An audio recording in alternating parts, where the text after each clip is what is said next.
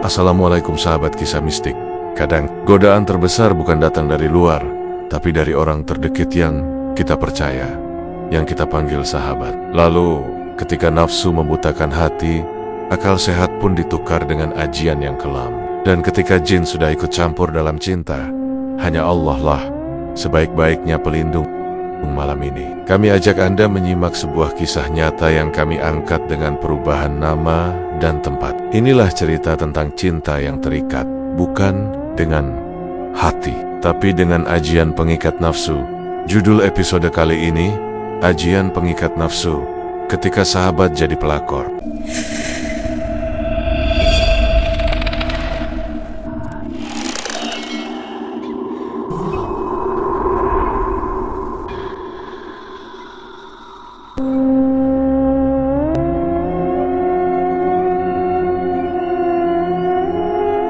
Namaku Naila, 30 tahun.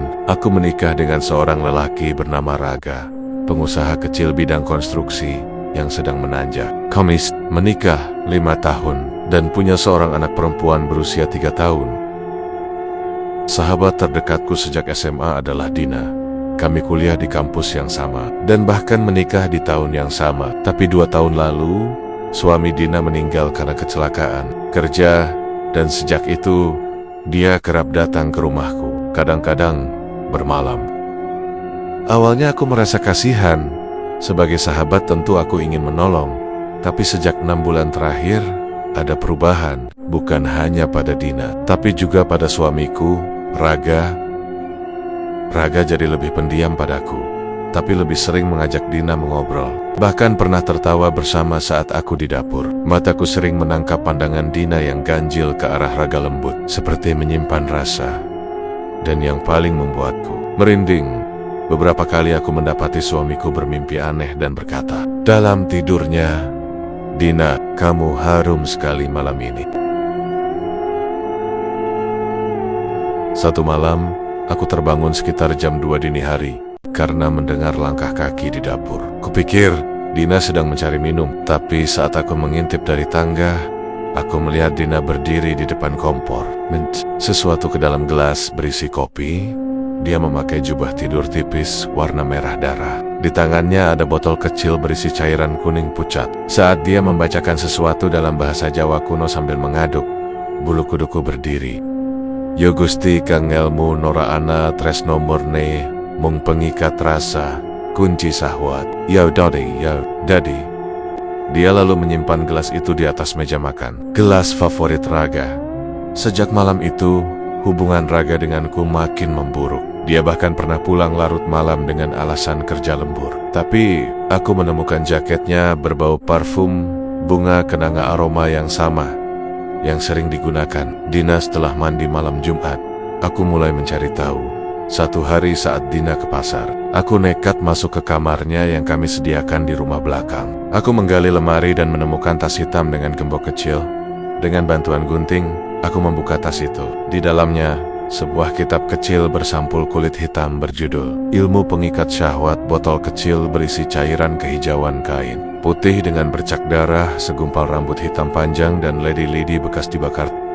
Tanganku gemetar. Bukan barang biasa. Ini peralatan ajian. Kubaca salah satu halaman kitab itu. Ajian pengikat nafsu ditujukan bagi perempuan yang ingin mendapatkan lelaki yang sudah terikat. Ajian ini menyasar titik kelemahan lewat bau tubuh, mimpi, dan ikatan gairah bawah sadar. Aku hampir muntah dalam kondisi bingung dan merasa dikhianati. Aku datang ke Ustazah Rohani, guru ngajiku sejak muda. Beliau dikenal juga sebagai Prukyah. Setelah mendengar ceritaku, Ustazah berkata, "Naila, itu bukan sihir biasa. It's a jin yang bersumber dari jin perempuan yang suka mengikat lelaki lewat mimpi syahwat. Karena Raga sudah disentuh secara batin, maka semakin lama dia akan menjauh dari ikatan halal dan mendekat pada zina." Beliau menyarankan agar aku membacakan surah Al-Baqarah di seluruh rumah, tidak membiarkan Dina menginap lagi, dan menyimpan rambut Dina yang kutemukan untuk keperluan rukyah. Namun, saat aku pulang ke rumah, Dina sudah kembali, dan yang membuatku tercekat, dia sedang tidur di sofa dengan kepala bersandar di bahu Raga. Pertengkaran hebat pun terjadi. Malam itu, aku menampar Raga. Dina tersenyum sinis dan hanya berkata, "Kalau kamu sudah nggak bisa bahagiain dia, jangan salahkan kalau dia memilih yang lebih tahu caranya." Raga seperti kehilangan akal, matanya kosong. Dia hanya berkata, "Aku nggak tahu kenapa, Naila, aku cuma nggak bisa jauh dari Dina. Dia selalu hadir di mimpiku. Dia memanggilku. Aku tahu ini bukan sekadar cinta terlarang. Ini ikatan setan." Malam itu, aku keluar dari rumah. Raga tetap memilih tinggal bersama Dina. Aku membawa anakku, dan untuk sementara menginap di rumah Ustazah Rohani. Tangisku tak berhenti. Tapi Ustazah justru berkata tegas, "Menangis bukan jalan keluarnya. Naila, ini bukan hanya urusan rumah tangga. Ini perang rohani. Dan kamu, sebagai istri sah yang halal, adalah satu-satunya yang bisa menyelamatkan suamimu."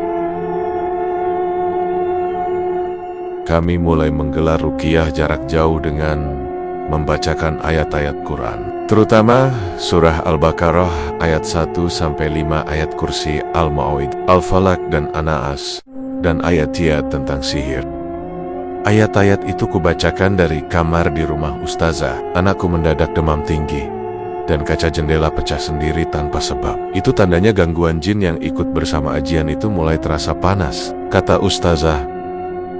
Ustazah menjelaskan, ajian pengikat nafsu yang digunakan Dina termasuk ilmu tingkat tinggi dari aliran pesugihan Jawa bernama Kensias Morojini. Ajian ini menggunakan bahan-bahan najis, darah haid dari wanita yang menginginkan, lelaki, minyak yang diritualkan di kuburan malam Jumat, Kliwon air mani yang diambil dari mimpi basah korban ilmu. Ini bekerja dengan dua jalan, menyusup lewat bau dan lewat mimpi erotis, sehingga lambat laun korban tidak bisa terangsang oleh istrinya, melainkan hanya oleh si pelaku ajian.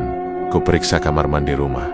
Benar, di salah satu sudut tersembunyi botol kecil berisi cairan merah gelap yang diselipkan. Di belakang lemari samping wastafel, itu darah haid dimasukkan ke dalam sabun atau shampoo suami, kata Ustazah. Dan ajian itu akan terus kuat selama si wanita rutin memperbarui ritualnya. Kabar mengejutkan datang dari tetangga. Mereka melihat Dina berkendara sendirian menuju arah kuburan Lingsir, sebuah tempat yang dikenal angker di pinggiran kota. Tepat malam Jumat, aku dan Ustazah mengejar dengan mengenakan mukena dan membawa mushaf kecil. Kami menelusuri jalan setapak menuju lokasi. Dari balik semak, kami melihat Dina duduk bersila di atas tikar merah, di tengah pusaran asap kemenyan. Ia membaca mantra, kanggo Gusti, pengikat rasa, jin asmoro penguat hawa, dadi kabeh kang dikarepna. Di hadapannya ada foto Raga yang ditancapkan dengan jarum, segelas darah ayam hitam, dan rambut milik Raga yang diikat simpul. Saat Ustazah melantunkan ayat kursi karis karas, tiba-tiba angin berhembus kencang, api lilin padam, dan wajah Dina berubah pucat seperti mayat. Dia berteriak, "Jangan rusak ikatanku, ini cinta-cinta." Kami terus membaca ayat suci. Dina jatuh pingsan, tapi sebelum tak sadarkan diri, dia muntah darah bercampur rambut. Saat sadar di rumah Ustazah, Dina tak lagi melawan.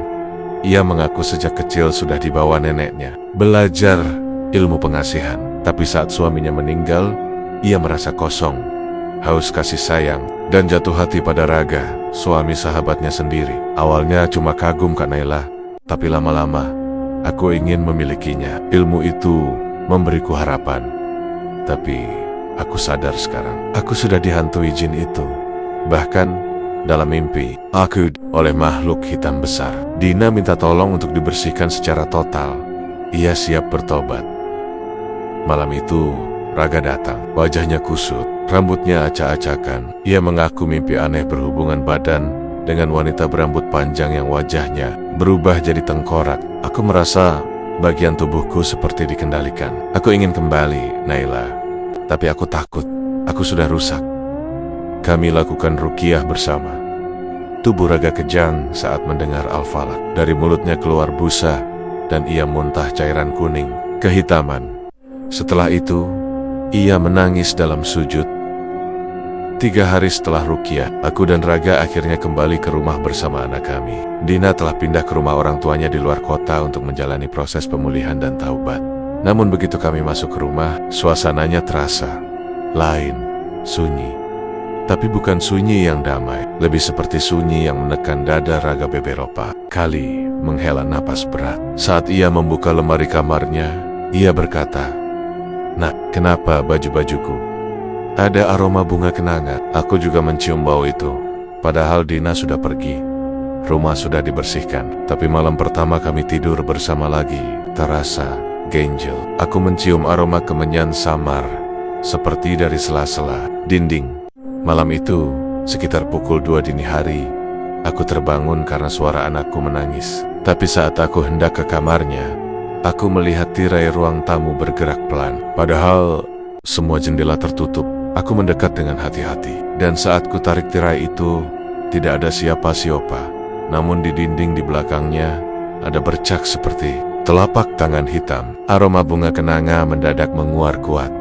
Aku mundur sambil mengucap istighfar. Lalu dari arah dapur, terdengar suara seperti langkah kaki berat. Dan terseret, aku lari ke kamar dan membangunkan Raga.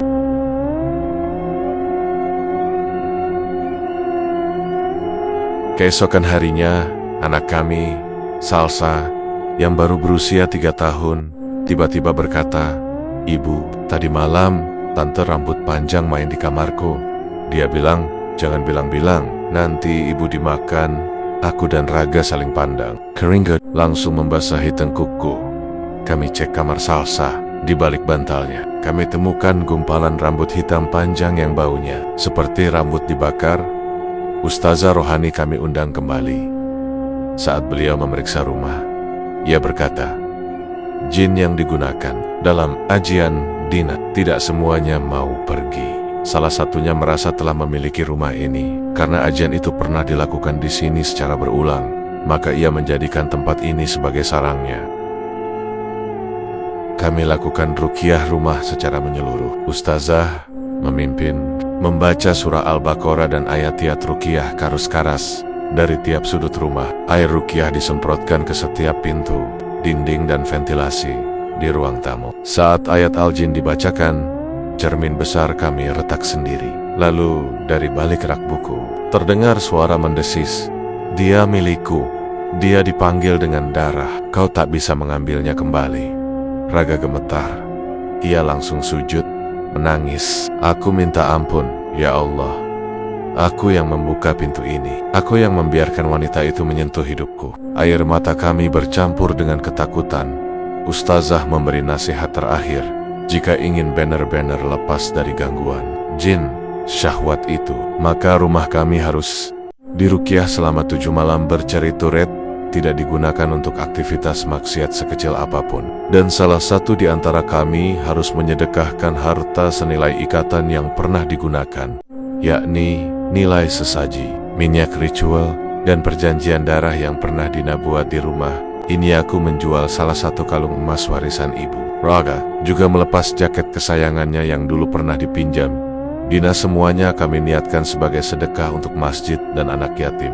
Malam ke-7, rumah terasa lebih ringan, tapi kami tetap waspada. Setelah rumah kembali normal, aku dan Raga sepakat mencari pembantu baru untuk membantu mengurus rumah dan anak. Kami menemukan seorang wanita bernama Rasti, usia 25 tahun, dari daerah pedalaman Jawa Tengah. Ia pendiam, lugu, dan sangat sopan. Tapi sejak hari pertama bekerja, aku merasakan hal yang janggal. Suatu sore, saat aku sedang mencuci piring, aku melihat dari jendela Rasti sedang menyisir rambutnya di bawah pohon mangga dengan tatapan kosong dan senyum yang tak wajar. Angin tak berhembus, tapi rambutnya berkibar pelan. Tangannya seperti menari-nari di udara. Dan setiap malam pagi-pagi sekali, aku sering menemukan dapur sudah bersih saat aku bangun. Tapi di sudut dekat kompor, aku melihat bekas lingkaran tipis dari garam kasar dan rempah-rempah yang diatur simetris. Aku pura-pura tak tahu. Sampai suatu malam, aku sengaja tidur larut dan mengintip dapur dari sela pintu. Dan di sanalah, Rasti sedang meneteskan cairan ke botol saus sambil membaca doa dalam bahasa Jawa Kawi. "Kang Tresna marang si kakang, lekat-lekat ora ilok, dari daging, dari pikir, dari jiwane." Aku langsung merekam dari balik pintu. Dan saat aku merekam, kamera ponselku hang lalu panas seperti terbakar. Jumat, aku mencium bau bunga kenanga lagi. Pagi-pagi sekali, aku sering menemukan dapur sudah bersih saat aku bangun. Tapi, di sudut dekat kompor, aku melihat bekas lingkaran tipis dari garam kasar dan rempa-rempa yang diatur simetris. Aku pura-pura tak tahu. Sampai suatu malam, aku sengaja tidur larut dan mengintip dapur dari sela pintu. Dan di sanalah Rasti sedang meneteskan cairan ke botol saus sambil membaca doa dalam bahasa Jawa Kawi. Kang tresna marang si kakang, lekat-lekat ora ilok, dadi daging, dadi pikir, dadi jiwane. Aku langsung merekam dari balik pintu. Dan saat aku merekam, kamera ponselku hang lalu panas seperti terbakar. Beberapa hari kemudian, sikap Raga berubah lagi. Ia sering memuji masakan Rasti, tertawa lebih sering dengannya. Bahkan pernah terdengar memanggil Dek dengan suara pelan saat sedang ditelepon. Padahal, aku sedang duduk di sebelahnya. Puncaknya, aku menemukan lipstik merah muda di kantong celana Raga. Bukan punyaku. Dan hanya satu perempuan lain di rumah ini. Hatiku hancur. Apakah ini ajian lagi? Atau apakah Raga yang memang belum benar-benar lepas dari jerat nafsu? Tanpa kusangka, Dina tiba-tiba datang ke rumah membawa dua orang. Seorang ustaz dan wanita tua berselendang hitam. Wajah Dina jauh berbeda kusam, kurus, dan terlihat seperti habis sakit berat. Ia menangis di teras rumahku. Aku tahu, aku nggak pantas kesini, Naila. Tapi kamu harus tahu, jin yang dulu kupanggil tidak pergi begitu saja. Ia berpindah ke tubuh orang lain.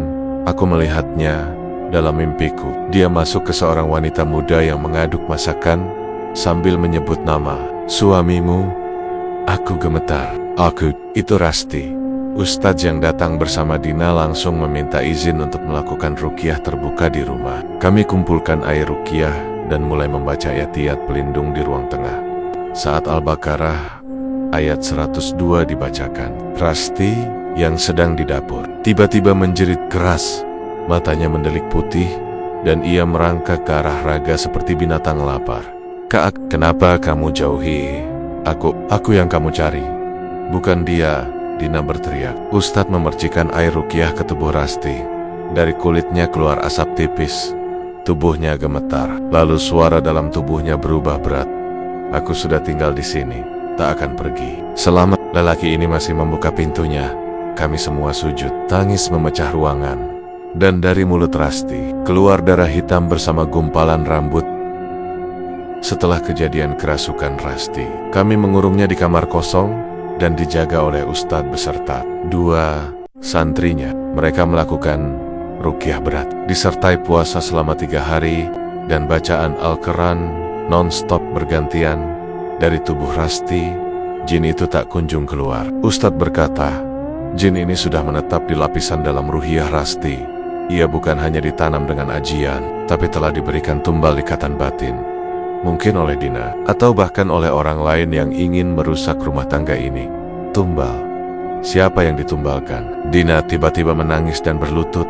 Waktu aku membuat ajian pengikat, dukun itu berkata, aku harus membiarkan darah seseorang dari keluargaku menetes ke sesaji. Waktu itu aku sedang haid dan anakku terluka kena pisau. Aku pakai darahnya juga, karena katanya makin kuat kalau darah itu ada unsur ibu dan anak. Tubuh Rasti tiba-tiba melompat dari lantai. Matanya hitam total. Dia sudah memberiku darah. Aku tidak akan keluar sebelum Raga milikku. Ustadz menetapkan satu malam puncak ruqyah. Malam Jumat Kliwon, malam ketika jin dari ajian syahwat paling aktif. Kami semua berkumpul. Dina diharuskan membawa kembali seluruh benda-benda ritual yang dulu pernah digunakan. Botol minyak, tali rambut, kain berisi mantra, bahkan kain dalam bernoda darah yang ia simpan bertahun-tahun. Rasti dibaringkan di tengah ruangan, diikat dengan tali yang telah diruqyah. Doa dan dizikir menggema. Ayat-ayat ruqyah dibacakan berulang-ulang. Tiba-tiba, Rasti berteriak. Tubuhnya memutih seperti dibungkus asap. Dia sudah kutanam di sini. Di rahimnya, lelaki ini akan selalu tergoda wanita selama benih itu masih hidup. Kami terkejut. Apa maksudnya benih? Seru Ustaz. Rasti tersenyum dan lalu tak sadarkan diri. Esoknya, Rasti dibawa ke bidan. Dan hasilnya, dia positif hamil, padahal ia tidak pernah berhubungan badan dengan siapapun sejak bekerja. Ustazah Rohani menjelaskan, dalam dunia sihir, ada fenomena yang disebut hamil mimpi, di mana jin laki-laki atau jin pengikat bisa menanamkan energi negatif di rahim wanita sebagai perpanjangan perjanjian. Dan selama benih itu hidup, si lelaki yang jadi target akan terus tergoda oleh nafsu liar. Bahkan setelah ruqyah dilakukan, kami semua terpukul. Maka Ustadz memberi dua pilihan, menggugurkan janin dengan metode ruqyah berat, atau membiarkan janin itu lahir dan menanggung risiko besar miraga menengus. Ia merasa ini semua akibat kelemahannya. Kalau harus ada yang mati, biar aku saja, Naila. Aku sudah rusak. Tapi Ustadz berkata tegas, bukan nyawa yang harus dibayar, tapi taubat yang benar. Dan hanya dengan menutup semua celah maksiat, pintu itu bisa benar-benar ditutup. Maka Raga memutuskan berhenti dari pekerjaannya yang dulu membawanya dekat pada banyak godaan, menjual rumah itu. Karena tempat itu sudah terlalu lama jadi pusat energi negatif, membawa kami ke kota kecil dan membangun musola dari sisa tabungannya. Rasti melahirkan janin tak sempurna 2 bulan kemudian. Tampan, dan sejak saat itu ia mengalami mimpi-mimpi aneh, tapi terus menjalani proses ruqyah dan tobat. Dina kini hidup sendiri, menjalani hari-hari Nia dengan istighfar dan membantu di pesantren wanita. Aku masih bersama Raga, tapi kami tak lagi sama. Cinta kami kini bukan untuk saling memiliki, tapi untuk saling menjaga dari jerat nafsu yang bisa kapan saja datang dalam wujud baru.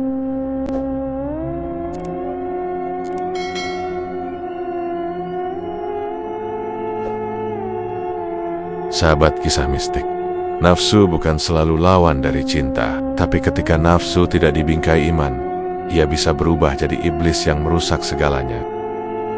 Jangan pernah mengira cinta itu hak milik, karena saat kita memakai jalan syirik untuk mengikat hati seseorang, yang datang bukan cinta, tapi azab. Maka jangan main-main dengan ajian, apalagi ajian syahwat, karena jin tidak pernah bermain untuk cinta. Mereka bermain untuk kekuasaan atas jiwamu. Sampai jumpa di kisah selanjutnya, hanya di Kisah Mistik. Wassalamualaikum warahmatullahi wabarakatuh.